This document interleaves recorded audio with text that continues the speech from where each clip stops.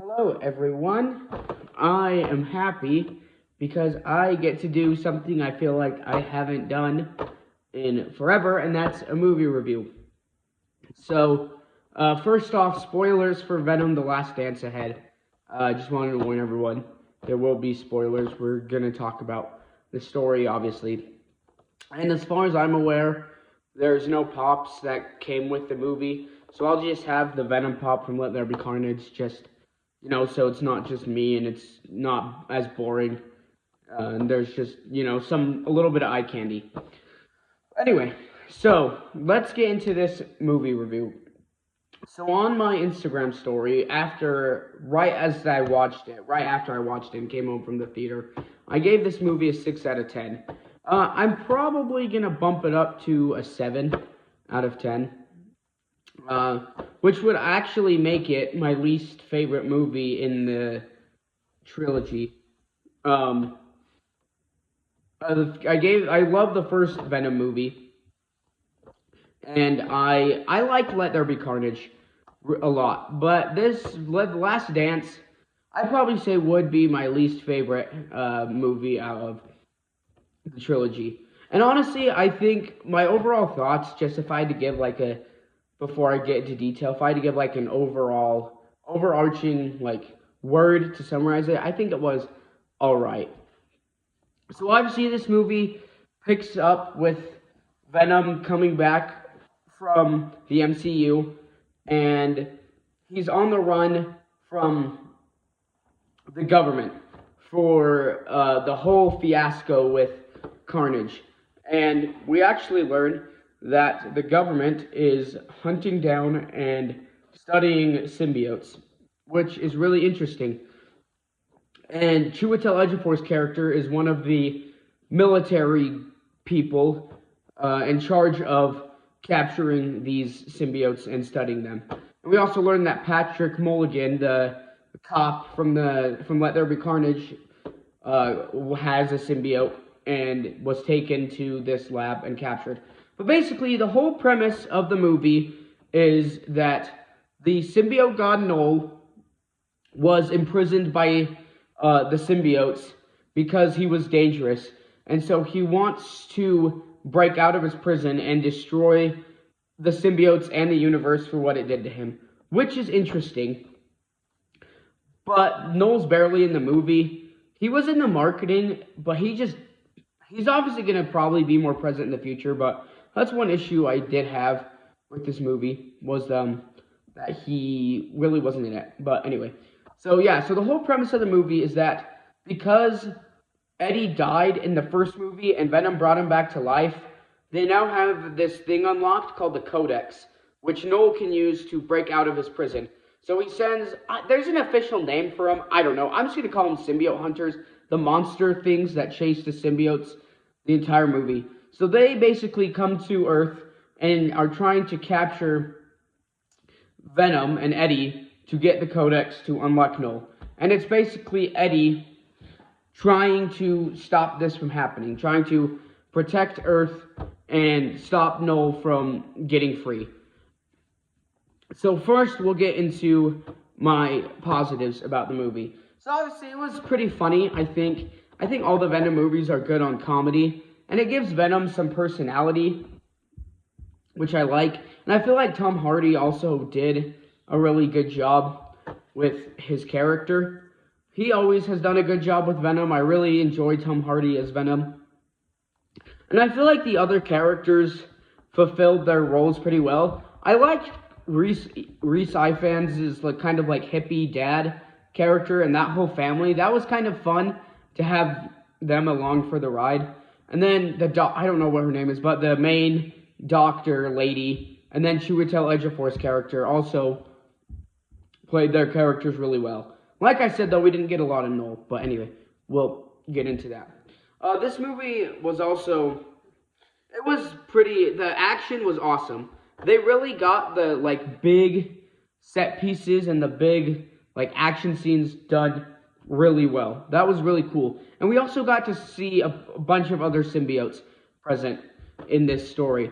I'm not a symbiote expert, okay? I know Venom, I know Carnage, I know, a little bit about Toxin and scream and whatever, but I'm not the biggest symbiote fan, so I don't like really know who the other symbiotes were. I know Toxin was in the movie, but I don't really know who the other symbiotes were. But yeah, they really like the ending scene where all the symbiotes come together to fight those symbiote hunters was awesome. So like I said, I feel like the actors did really well, played their characters really well, and the action scenes were pretty good. So let's get into now some negatives with this movie. Okay, I'm gonna get this out of the way. This is probably one of the biggest takeaways from this movie for people, and that's no Spider-Man, okay? I'm sorry. I know it's been addressed 100 times, and I'm going to address it for the 101st time, okay? But we really should have seen Spider-Man at some point in this trilogy. I mean, the character of Venom is so interwoven with Spider-Man, it's crazy. Like, they are just in the comics, in movies, in cartoons, the characters of Spider-Man and Venom are just interwoven together. That's just, where there's Venom, there's Spider-Man in almost every story. So, for me to love this version of Venom, which I do, but to not see him fight Spider-Man at any point was just heartbreaking. And I was not going into this movie thinking Venom was going to be in it. Venom. Venom was going to be in it. Thinking Spider-Man was going to be in it. My bad, sorry, I misspoke. I really didn't think Spider-Man was going to be in this movie, but there was a part of me that was holding out hope. There was a little part of me that was like, maybe he'll show up for a cameo, he'll show up for a little bit, maybe help Venom fight Noel, help Venom do whatever, but nope, there's no Spider-Man. And what's so sad is this is essentially, I think, the end of this version of Venom.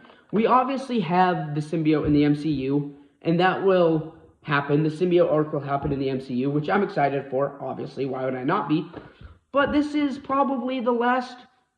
most likely the last we're going to see of Tom Hardy's Venom. And I so badly wanted to see this version of Venom fight Spider-Man. I mean, even at the end of No Way Home, in the post-credit scene, Venom, Let There Be Carnage, not No Way Home. In the post-credit scene of Let There Be Carnage, Venom even knows who Spider-Man is. And I think it's been said that there is a Spider-Man in Venom's universe. So, I don't know. Maybe I just overthought it. Maybe Spider-Man was never intended to be in these movies, but I don't know. Just missed opportunity. Sorry. Yeah, another thing is, again, like I've already said, Noel was barely in this movie. Like, he was in the marketing quite a bit, but he shows up for like 5 minutes and shows his face in the post-credit scene. I found that kind of weird. Like, Noel's a pretty significant character when it comes to symbiotes. You should kind of like Kraven in Spider-Man 2. He probably should have done more himself and sent his Goonies after the good guys. Like, he probably should have done more himself, although he was locked in a prison. But maybe there was something he could have done. I don't know. But I do think that Noel should have had a presence in this movie. And then another sad thing. So when Venom, at the end of the movie, right before he dies, absorbs all these symbiote hunters, I thought we were going to get like a end of Web of Shadows thing with like the Venom creature with like multiple heads. I don't know if it has a specific name, but if you know what I'm talking about, then you know what I mean. I thought that was going to happen, but no, it's just Venom with all these creatures in him getting acid poured on him. I kind of wish he would have died in a different way. Well, I guess he did die with an explosion, so it was kind of cool, but I don't know. I just feel that there's more that this character can do with the universe, could have done with the universe, because when you look at it, overall with the trilogy, the only people Venom really fought were other symbiotes, the government, and then these symbiote hunters in The Last Dance. So, but like, he doesn't fight any other iconic Marvel character. He doesn't fight Spider-Man, obviously. There's no fight with any of the other Sony Universe characters. I don't know. I feel like there was kind of a lot of wasted potential with these movies. But anyway, overall, a 7. I'm sitting maybe more to 6.5 out of 10 is probably around my final ranking. It was a good movie. You know, Mrs. Chen came back too, which was fun, but there were also other characters like Anne that were missing that maybe could have had a presence and done something. But regardless, it was a fun ride, and it was a good movie to end Venom's arc on. But it's like that Star Wars meme, like, I want more. I know I shouldn't. I'm not a Star Wars fan, but I know some of the memes, so that's how I know. Anyway, I want more of this character, and I don't think we're gonna get any more. And that's what sucks, is knowing that no Spider-Man, and that The Last Dance will probably be the last we see of this version of Venom, of Tom Hardy's Venom, which is so sad. So sad because I like this character. Venom's my favorite supervillain of all time. There's a ton you could do with him. And I just feel like it's just a lot of wasted potential. But anyway, yeah, my overall thoughts about Venom: The Last Dance, it was okay. Again, it was all right. It wasn't anything spectacular. It wasn't bad by any means, but overall, I just think it was a pretty decent movie. I don't know if I'll watch it again. I don't know if it's worthy of a rewatch. Maybe sometime, but yeah. So I think my next review, and I didn't get any pops for this show, will be Agatha All Along. I didn't get any pops because I didn't really care to. I'm not that invested in the series, which I'll talk about when I review it. But yeah, that's my review for Venom: The Last Dance.